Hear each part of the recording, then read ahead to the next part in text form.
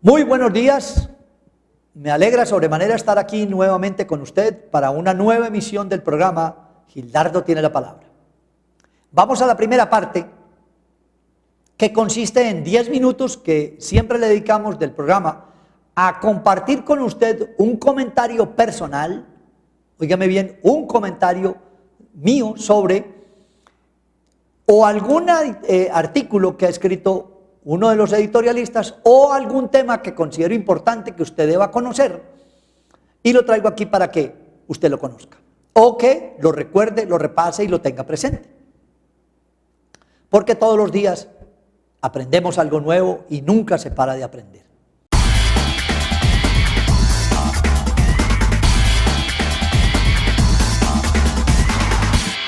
Vamos a mirar hoy un tema que se llama los requisitos que se deben de tener en cuenta para que usted pueda solicitar como deducible la provisión de cartera. Óigame, recuerde siempre, los costos y los gastos se solicitan, los ingresos se declaran.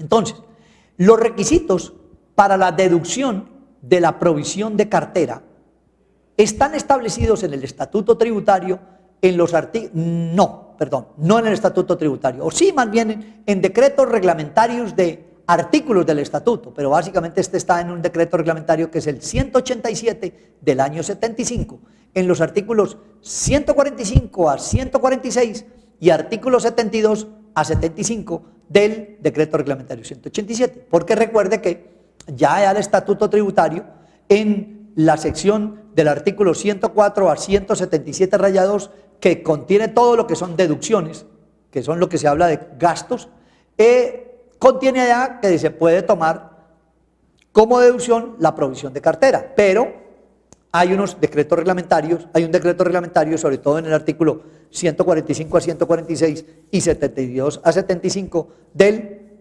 año 75 para que me defina cuáles son los requisitos, la parte procedimental. Entonces vamos al primero.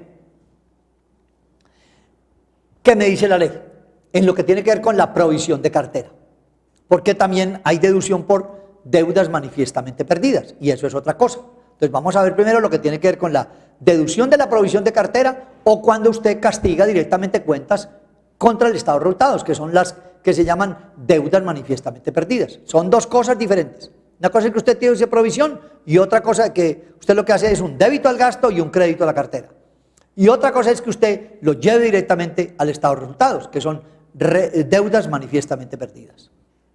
Y ahora vemos también lo que puede pasar con la recuperación de esas deducciones. Entonces, ahora bien, en lo que tiene que ver con los requisitos que usted debe reunir para que le acepten como deducción la provisión de cartera, o sea, el gasto que usted tiene allá en el Estado de resultados contra crédito a la cartera, pues básicamente tuvo que haber trabajado con dos métodos, o con uno de los dos métodos, o el método de provisión general, el de provisión general o el de provisión individual. Recuerde que el de provisión general es el de que habla de 5, 10 y 15%, y el de provisión individual el que le habla del 33% a las vencidas a más de 360 días. También recuerde que el artículo 75 del decreto reglamentario 187 del año 75 puntualmente le dice que esos métodos son excluyentes, se utiliza el uno o el otro. Ahora bien, ¿qué le exige para que el cargo que usted lleva, el débito que usted lleva al Estado de resultados sea deducible, que es la contrapartida de la provisión que usted tiene en la cartera? Le dice, primero, que se haya creado la obligación con justa causa y a título oneroso. ¿Qué quiere decir? Que usted tenga un crédito en la venta y un débito en la cartera. Con justa causa es que usted haya emitido una factura y compruebe que entregó una mercancía. Y obviamente a título oneroso, porque está vendiendo, y eso le ocasiona un pago a la persona. Segundo, que se origine una obligación en operaciones propias de la actividad productora de renta. ¿Qué quiere decir? Que esta parte de la provisión se originó en operaciones que son propias de la actividad productora de renta. ¿Cuál es una actividad propia de la producción de renta? Pues vender mercancía, que esa es parte de su objeto social. Tercero, que esa cartera que forma parte de esa provisión, óigame bien, es obligatoria o es forma obligatoria de formar parte del cómputo de renta en años anteriores. ¿Qué quiere esto decir? De que si usted hoy va a contabilizar ese débito al estado de resultados y el crédito a la provisión de cartera, esa cuenta que forma parte de esa provisión dentro de ese global del 5, el 10 o el 15 o el 33, entonces formó parte de ventas que usted declaró en 1 o 2 años atrás. Y entonces por eso usted ya, como ve que está muy morosa o ha pasado el tiempo, porque ya la provisión la va a establecer en junio del año siguiente, entonces eso sí formó parte de las ventas, o sea, de la actividad propia de renta de años anteriores, que ese es un ingreso, las ventas. Cuarto, que se ha constituido la provisión en el año o periodo gravable. ¿De qué se trate? ¿Qué quiere decir? Que la provisión se establezca en el año. ¿Qué quiere decir esto? Es que a usted lo que le van a aceptar como deducible es el cargo por provisión que haga en el año respectivo gravable. No el saldo que traiga de la provisión, sino el valor que usted contabiliza como débito al estado de resultados en ese año como provisión del periodo gravable. Ahora bien, viene una quinta requisito, que exista la obligación al momento de constituirse la obligación. ¿Qué quiere decir? Que usted todavía tiene viva la cuenta por cobrar allá. No la ha cancelado, no la ha llevado a los resultados, ni la ha deducido, ni la ha dado por manifiestamente perdida. Que todavía forma parte de la cartera. Sexto requisito, que se haga la conversión deuda en exigible con más de 1 año de anterioridad. ¿Qué quiere decir? Que esa cartera está establecida de tal forma que con base en el tiempo usted puede decir, sí, era exigible en su momento, no me la pagaron y se fue agotando y se fue en determinado momento deteriorando y volviendo más vieja cada vez. Y por último, que se justifique el carácter de dudoso o de difícil cobro.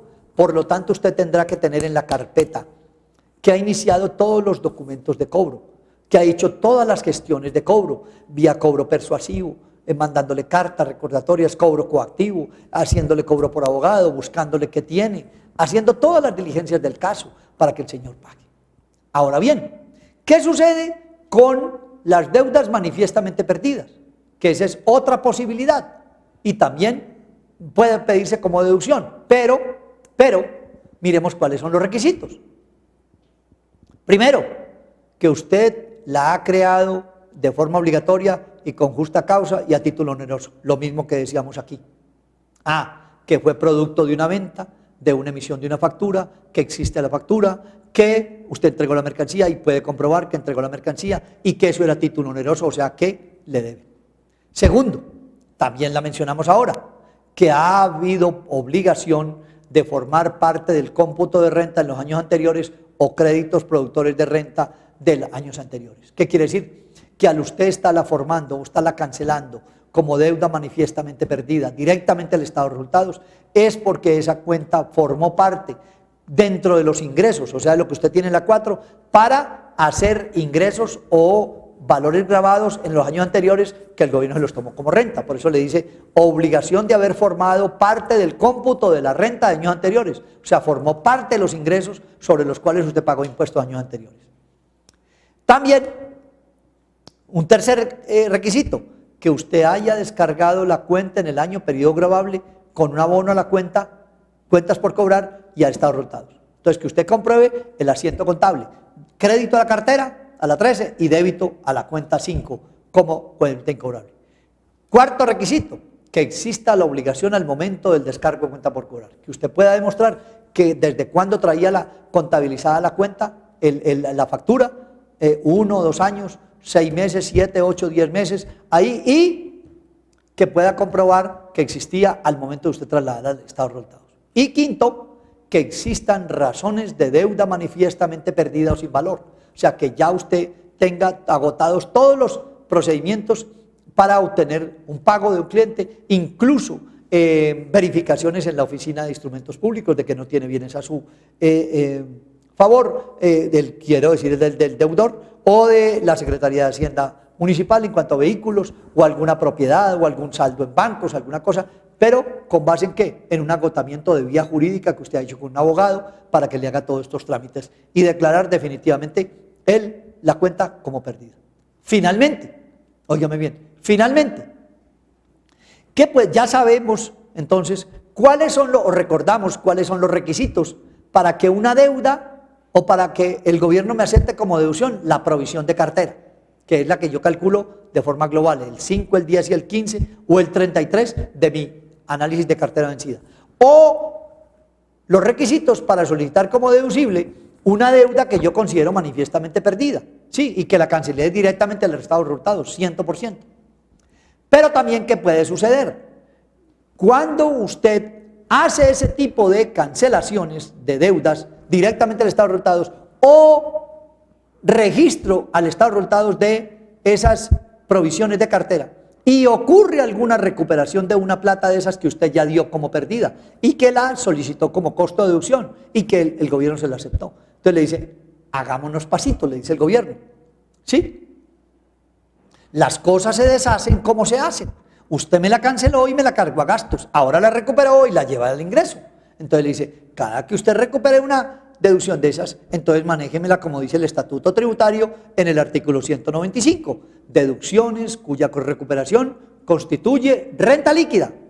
Y le dice, las recuperaciones de las cantidades concedidas en uno o varios años anteriores como deducción de la renta bruta, ya sea o por depreciación, o por pérdida de activos, o por amortización de inversiones, o por pensiones de jubilación. Pero mire, y se lo resalto, cuando usted tiene recuperaciones de deducciones por deudas de dudoso o difícil cobro, o por deudas perdidas o sin valor, él le dice, eso constituye una renta líquida por recuperación de deducciones. Entonces, si en otrora la manejó como un costo-gasto y eso le disminuyó la renta y usted pagó menos impuestos, entonces ahora, consecuencialmente, eso se llama equidad tributaria. Me dice, decláremela como ingreso, como renta líquida, ¿sí? Entonces, y que no admite costos ni deducciones. Entonces, renta líquida, entonces ahora ¿qué va a hacer? Se le aumenta el impuesto y va a pagar, se le aumenta la renta y va a pagar mayor impuesto.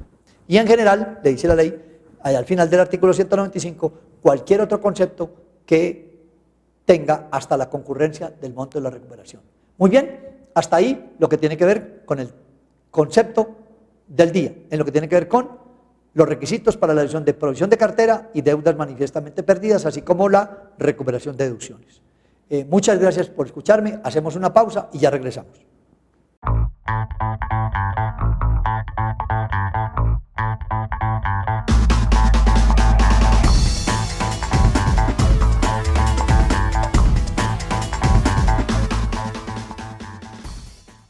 ¿Dudas sobre contabilidad? Impuestos, derecho laboral y comercial. Ingresa en actualicese.com/inclinada responde, diligencia el formulario y envíanos tu duda. Tu pregunta será evaluada y contestada en un plazo máximo de 48 horas hábiles. A tu correo llegará la respuesta a tu inquietud y listo. Los suscriptores Oro, Editorial y Certificado tendrán un total de 5 preguntas al año. Oro en línea y Oro Experto, 50 preguntas disponibles al año. Actualicese.com/inclinada responde, tu mejor aliado para las dudas del día a día.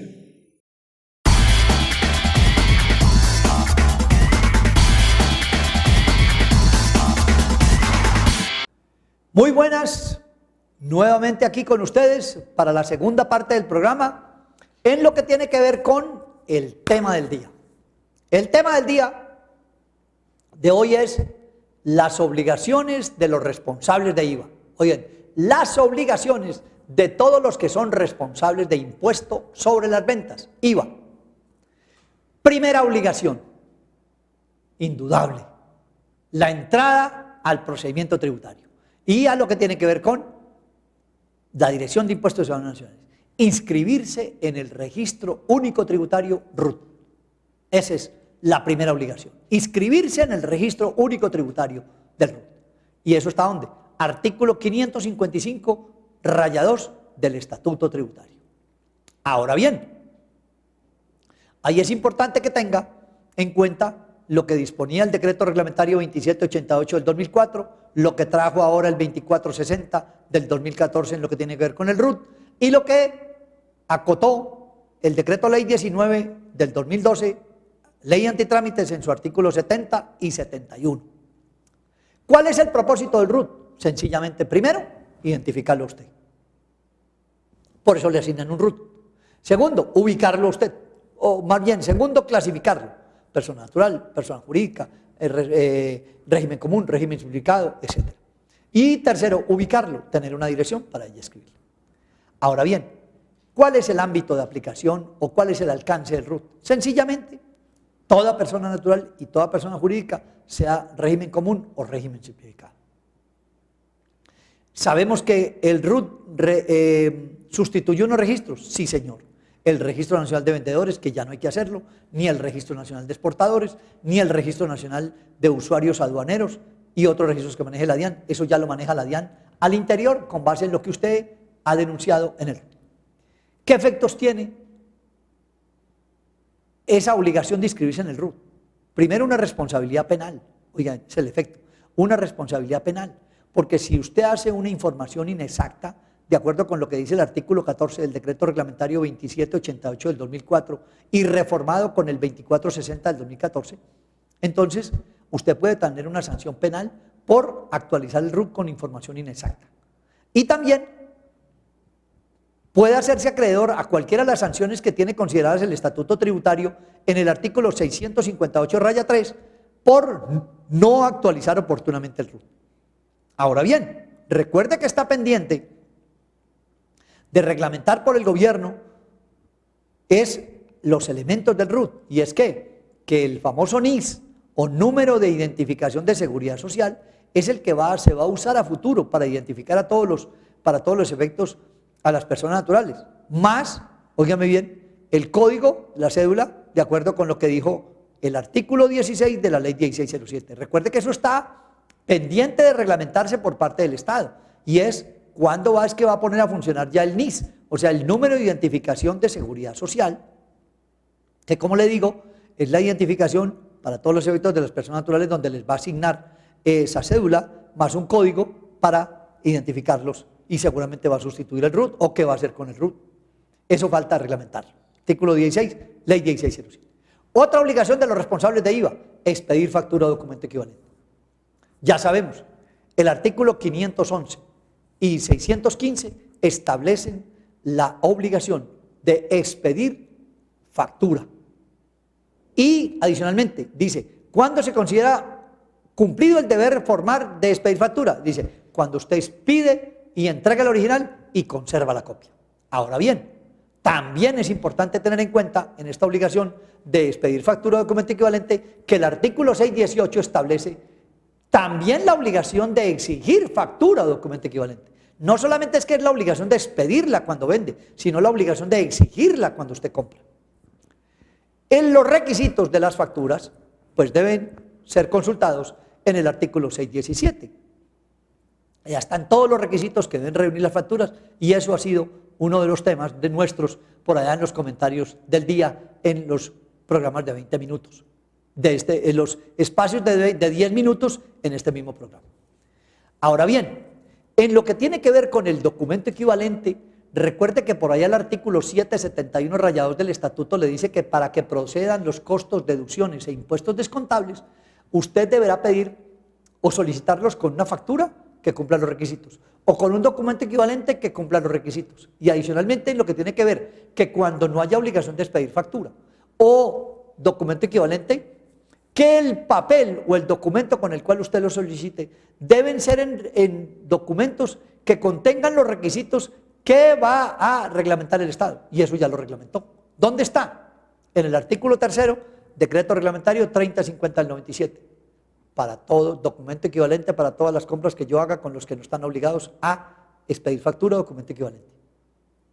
Como también el artículo 3 del decreto reglamentario 522 del 2003, que ese es el que establece los requisitos que debe cumplir el documento equivalente cuando yo le compro a personas naturales o que no son comerciantes o que pertenecen al régimen simplificado.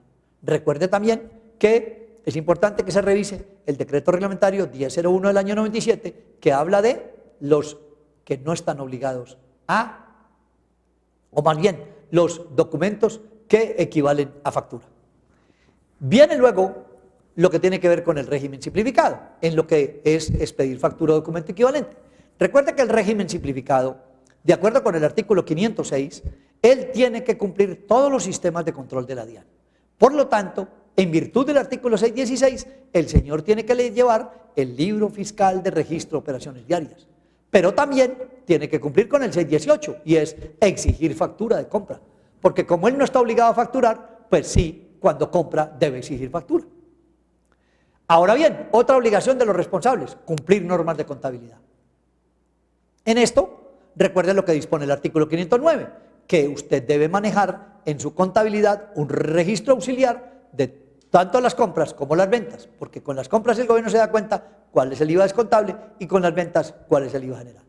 Ahora bien, en virtud de ese mismo artículo 509, le dice que usted debe llevar una cuenta de mayor o de balance, que es la famosa 2408, que se llame impuesto sobre las ventas por pagar, y que obviamente allá va a tener unos créditos y unos débitos, y eso debe usted separarlo para que eso no se le vuelva una olla.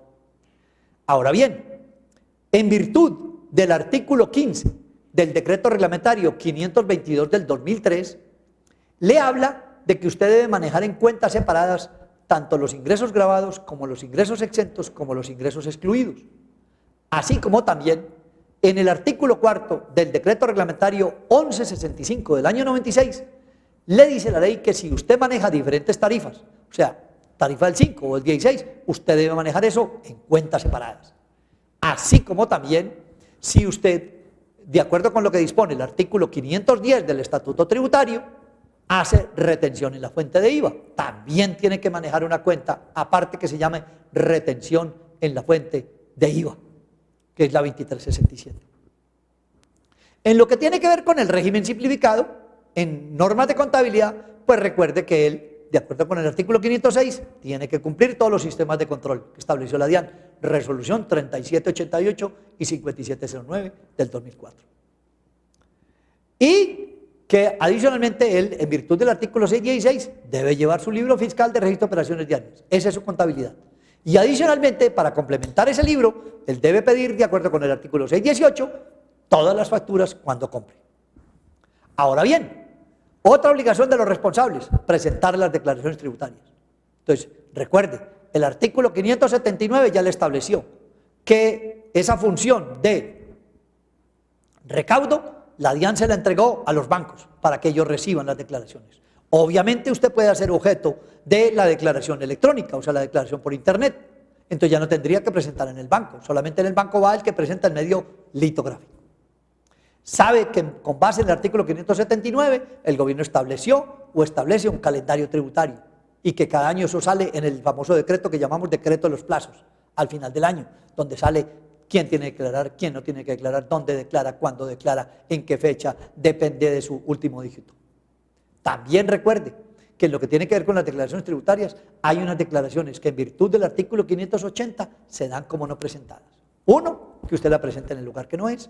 Dos, que no suministre la información del declarante o la informe incorrectamente, y de ahí la importancia de actualizar el RUT.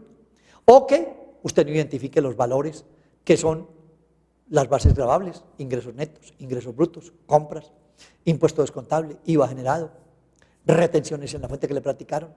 O también que esa declaración no esté firmada por quien le corresponde el deber de firmarla, o el responsable, o el contador público, o el revisor fiscal, en virtud del artículo 580. Recuerde también que con base en el artículo 602 del Estatuto Tributario, en lo que tiene que ver concretamente con la firma de un contador público o el revisor fiscal, se establece que toda declaración de IVA con saldo a favor tiene que ir firmada por contador público o revisor fiscal.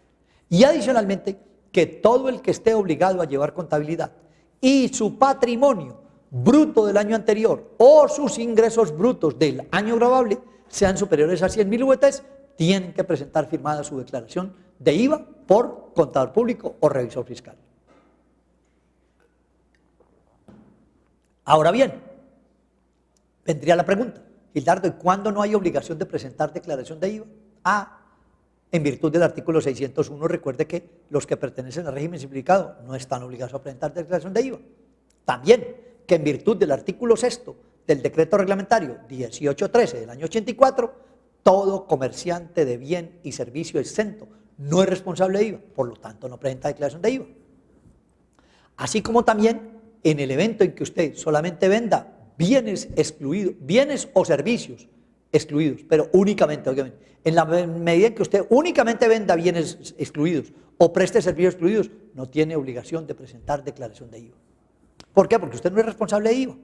Y finalmente, tampoco habrá lugar de presentar declaración de IVA cuando usted cumple lo que dispuso el artículo 22 de la ley 1430 del 2010, y es que cuando hay ausencia de operaciones grabadas o que usted no tiene impuesto descontable o no tiene ni ajustes ni deducciones, ni al IVA generado ni al IVA descontable, entonces no hay obligación de presentar la declaración de IVA.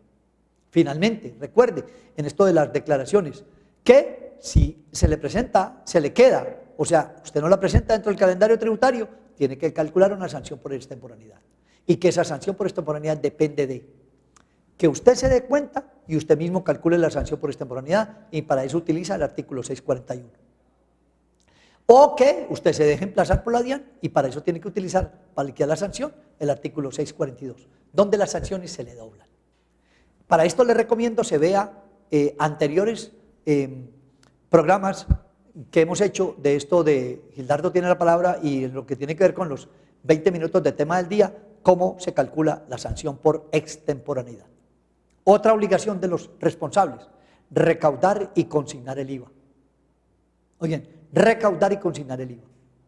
Esto sí que es peligroso, porque recuerde que en virtud del artículo 792 y 793 usted tiene una responsabilidad. Primero, con lo que dice el artículo 792, es obligación suya como responsable de IVA recaudar y consignar. Recaudar es ¿qué? Cobrar, facturar y recuperarlo y recibirlo y consignarlo. Adicionalmente, que con base en el artículo 793 a usted se le genera una solidaridad en la no consignación del impuesto a las ventas. Solidaridad que en las sanciones que le establece el estatuto tributario, pues le coloca una mora por no consignar esa parte oportunamente en los bancos, y eso lo establece el artículo 636.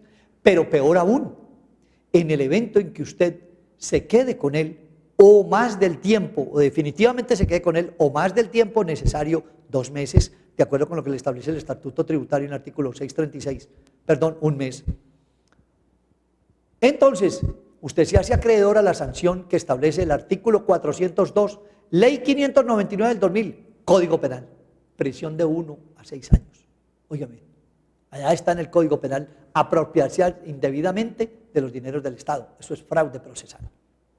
¿Cuáles son los efectos en lo que tiene que ver con la recaudación y consignación del IVA?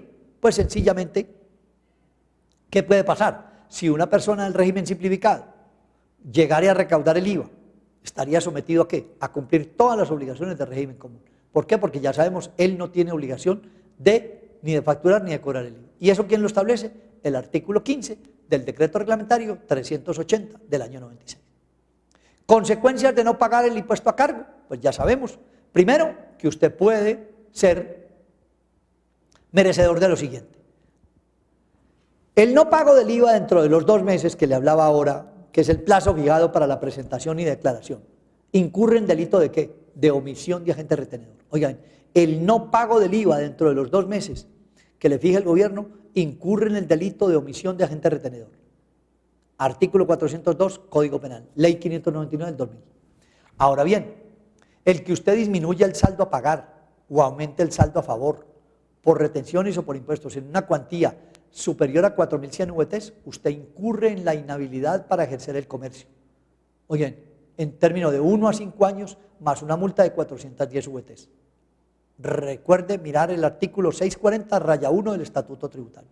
Y finalmente, lo que dispone el literal F del artículo 657, la omisión de la presentación de la declaración de IVA o la mora en la cancelación del saldo a pagar superior a 3 meses contados a partir de la fecha para presentar y pagar, entonces usted puede recibir sanción de cierre del establecimiento de comercio, oficina o consultorio. Y, adicionalmente, que usted se hace acreedor a que le liquiden unos intereses de mora por el valor a pagar, de acuerdo con lo que dispone el artículo 635 del Estatuto y el artículo 12 de la Ley 1066 del 2006. Otra obligación del responsable, conservar la información. Entonces, recuerde que la información puede ser desde el punto de vista fiscal o desde el punto de vista comercial y contable. Desde el punto de vista comercial, el artículo 632 del Estatuto Tributario establece que usted debe guardar la información que es base de las declaraciones tributarias por 5 años. Y desde el punto de vista comercial y contable, usted debe guardar su información por 10 años. Recuerde lo que le estableció el artículo 28 y 46 de la Ley 962 del 2005, que fue la primera ley antitrámites, antes de la Ley 19, Decreto Ley 19 del 2002. Y le dijo que los libros o que la contabilidad, toda la información comercial y contable, usted la puede guardar impresa o en medio magnético, o sea, computarizado. Y que eso va a elección suya. Eso sí, que usted le tiene que garantizar a la DIAN su reproducción inmediata en cualquier momento que ella lo solicite. Ahora bien, otra obligación del responsable, informar el cese de actividades. Esa información del cese de actividades está establecida en el artículo 614, donde usted le dice allá que tiene 30 días siguientes al cierre para usted informar el cierre de actividades, el cese de actividades. Y si no, la DIAN considera que usted sigue vivo. Usted tiene que ir a informar allá de que cerró actividades. ¿Para qué? Para que ya se hace la obligación de presentar la declaración de IVA. ¿Sí? Ahora bien, puede pasar que usted, así como tenga desconocimiento de que debe informar dentro de los 30 días siguientes al cierre, también ahí existen dudas de cuándo se considera yo inicio operaciones para saber si tengo que presentar o comenzar a presentar declaración de IVA. Entonces le dice, recuerde aquí algo importante, el artículo 22 del decreto reglamentario 2815 del año 74 dice, se entiende por iniciación de operaciones para efectos del impuesto sobre las ventas la fecha correspondiente a la primera enajenación de artículos grabados o exentos. Oiga bien, la primera enajenación de artículos grabados o exentos. Y oiga bien, si se hacen adquisiciones que le dan lugar a descuentos en la cuenta de IVA por pagar y no se hubieran iniciado operaciones y usted como responsable, oiga bien, que ya se ha inscrito, para que no pierda esa deducción o esa utilización de IVA descontable a futuro, pues usted sencillamente lo que hace es presentar la declaración de IVA. Otra obligación de los responsables, informar en medios magnéticos. Recuerde que el envío de la información básicamente está establecido ¿a dónde? En el artículo 631. ¿Cuál es la finalidad de eso? Que el gobierno cruce la información con otras personas. Y por eso en el artículo 631 raya 2 y raya 3 y 633 del Estatuto Tributario entonces le establece que usted debe enviar información en medios magnéticos. ¿Por qué? Porque con base en lo que le establece el artículo 684 del Estatuto Tributario hay unas facultades de fiscalización que tiene la DIAN de acuerdo con el concepto 43820 de abril 30 para que usted pueda tener la información y hayan cruces de información con otras personas que lo han informado a usted o a los que usted informa. Otra obligación de los responsables es pedir certificados de retención de IVA. Entonces recuerde que es obligación no solamente los términos y el contenido, están allá en el artículo 6 y artículo 7 del decreto reglamentario 380 del 96. ¿Qué le dice? A solicitud del beneficiario del pago se debe expedir un certificado por cada retención efectuada. Oigan, a solicitud del beneficiario usted debe pedir un certificado por cada retención efectuada. Aunque por allá el artículo 381 del estatuto le establece que usted debe expedir sus certificados cada año, pero que también hoy por hoy lo habilitan ¿para qué? Para que en determinación de ese cumplimiento de la obligación entonces usted haga, primero, un envío del certificado a la dirección electrónica o que implemente una página web de tal forma que la persona beneficiaria de la retención pueda consultarla y descargarla. Esto lo estableció la DIAN en el concepto 105489 de diciembre 24 del 2007. Y también lo establece el artículo 28 del decreto ley 1912 del año 19 del año 2012. Y también es importante que se revise el artículo 381 del Estatuto Tributario. Otra obligación de los responsables, informar el NIT. Entonces recuerde que en virtud del artículo 619 del Estatuto Tributario, usted en la papelería de su negocio y en todos los membretes de su correspondencia, en las facturas y en los recibos de pago, debe informar el NIT, o sea, el número de identificación tributaria que aparecía en su RUT. Finalmente, una 11ª obligación de los responsables, el deber de atender requerimientos de la DIAN. Esa es otra obligación de los responsables. ¿Quiénes están obligados? Dice el artículo 686 del Estatuto. Los contribuyentes y los no contribuyentes. Bien, esos tienen la obligación de atender requerimientos de la DIAN. Tanto el que es contribuyente como el que es no contribuyente y obviamente el responsable y no responsable de IVA. A su vez, el objeto que persigue ese artículo 686 con el deber de atender requerimientos de la DIAN es sencillamente que ella está buscando verificar la situación impositiva de unos y de otros o de terceros, o suya o de una persona con quien está cruzando información o de un tercero que lo informó a usted en los medios magnéticos o a quien usted informó también en los medios magnéticos. Entonces, muy bien, eso que es lo que tiene que ver con las obligaciones de los responsables de IVA. Entonces recuerde, primera obligación, inscribirse en el registro tributario, único tributario, RUT. Segunda obligación, expedir factura o documento equivalente. Tercera obligación, cumplir con normas de contabilidad. Cuarto, presentar las declaraciones tributarias. Quinto, recaudar y consignar el IVA. Sexto, conservar informaciones y pruebas. No solamente desde el punto de vista fiscal, sino comercial y contable. Séptimo, informar el cese de actividades. Óigame, informar el cese de actividades. Octavo, informar en medios magnéticos, o sea, mandar medios magnéticos. Noveno, expedir certificados de retención por IVA. Décimo, informar el NIT, el número de identificación tributaria, en toda su papelería al exterior de la compañía. También el deber de atender requerimientos de la DIAN. En esto de los requerimientos, le quiero hacer una recomendación muy especial. Cuando tenga una visita, una inspección contable, una inspección tributaria, por favor no crea que es favorable a usted el tratar mal al funcionario. Atiéndalo bien, denle toda la información que él requiere, obviamente que esté de acuerdo con el auto que le lleva para verificar. Si no es que llegó a hacer una verificación del tercer bimestre de IVA y le comienza a preguntar información de impuesto al consumo, información de ICA o información de renta. No, ni nada de la super, no señor.